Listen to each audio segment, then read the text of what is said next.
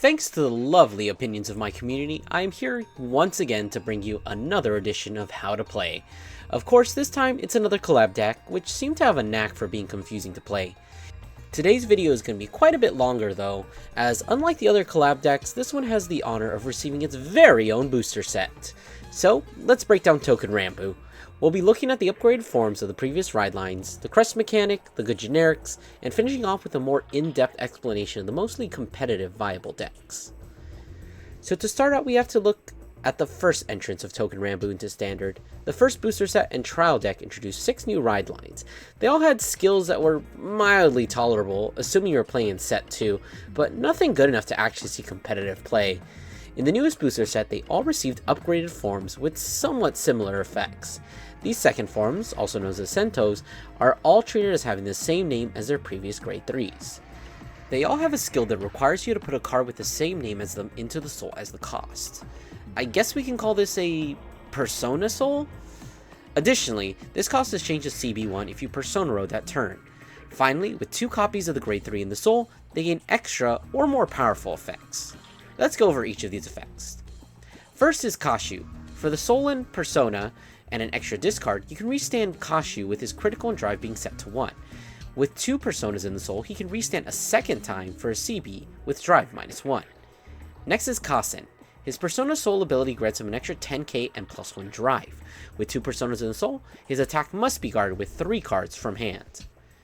Mutsu no Kami has an additional skill that allows him to, for 1 CB, retire 1 rearguard and then gain 5k power for each of your opponent's open back row rearguard circles. When he attacks, you can Persona Soul in order to call 1 card from the top 7 cards of the deck, or call 2 if you have the 2 Personas in soul. Yamanbagiri is the Persona Soul skill to draw a card and then call a card with it getting 10k power and an extra critical. So as long as you have 2 Personas in the soul, all your front row units gain an additional 5k power, and Yamanbagiri himself will gain an extra critical. And lastly, we have Hachisuka. He can CB1 to give 5k power and boost to 3 units. At the end of the battle that he attacks, you can Persona Soul to stand a rearguard, or stand 2 if you have the 2 Personas in soul. As I'm sure you've all realized, these effects are all okay. They're definitely fine and are very much an upgrade over the originals, but clearly not enough to compete against today's meta. Of these 6, the only ones to actually experience competitive success are Kashu and Yamanbagiri. With that all the way, we can get into the fun stuff, the Crest mechanic! There are a total of 7 different crests which can be acquired with differing effects, but a few things are shared from among them, so of course, we'll start with that. Of course, the most important thing is how you get these crests. All crests are obtainable by the same way, with the order card Training Tools. This card takes the place of your grade 3 in your ride line, and grants you an additional slot in your ride deck, which can be filled with literally any unit, so long as it doesn't have Kiwami in its card name. When you stand up, Training Tools will set itself to your order zone and force you to choose a second card from your ride deck to place in the order zone with it. Ideally, this should be the additional card that you added to the ride deck, as you'll still need the grade 1 and 2. So as long as Training Tools is in your order zone, your Vanguard will lose all of its auto and act abilities. Additionally, you can ride from your ride deck without discarding any cards. When you enter your ride phase while your ride deck has no cards, you can put that unit that was in the order zone into the soul and search out and ride that card's Kiwami, or as I like to call it, Kiwami! Training Tools then goes into the soul and grants you a crest depending on the race of your Vanguard. This mechanic enables pretty much any Touken Ranbu unit to become a main Vanguard. The crest itself will strip your Vanguard of all of its abilities, shield, power, and convert them into a standard grade 3 with 13k power, Twin Drive, and Persona Ride. Of course, Bushiroad wasn't so heartless as to force players into having a vanilla Vanguard, so each of the crests grants additional abilities to replace the ones lost. So, crests effectively mean that there are 7 additional boss units available to Touken Ranbu. Let's go ahead and go over them, since each one is technically a new playstyle. Start off with a Naginata, which can be gotten with one of these 3. This crest allows your Vanguard to attack all front row units when it attacks. Additionally, at the start of your battle phase, you reveal the top card of your deck and choose an opponent's rearguard with a grade equal to or less than the revealed card. That unit cannot be moved to Guardian Circle or to any other rearguard circle and cannot stand during the stand phase. Then, if the revealed card was a normal unit, it gets discarded. Next up, we have the Otachi Crest, obtainable by these 4. When your Vanguard attacks, it gains 10k power, then you can CB1 to stand a grade 3 rearguard. If your Vanguard's attack hits a Vanguard, you can discard the top card of your deck. If you mill a trigger unit, you can deal 1 damage to your opponent's Vanguard. Continuing on, we have the Tachi Crest, which has 16 possible ride targets. At the start of the battle phase, you can reveal the top card of your deck and discard it if it's a normal unit, and retire an opponent's rearguard if it's a trigger unit. After your Vanguard attacks, you can CB2 in order to restand it with Drive -1. Moving on, we have the Tonto Crest, with a whopping 19 possible Vanguards.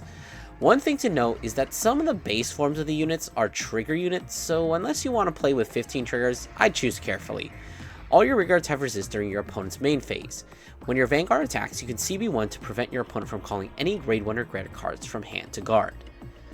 Following that up, we have the Ichigata Tana Crest, which has 16 units to its name. Interestingly enough, this crest encompasses all of the previous boss units, which do technically have non-Kiwami forms.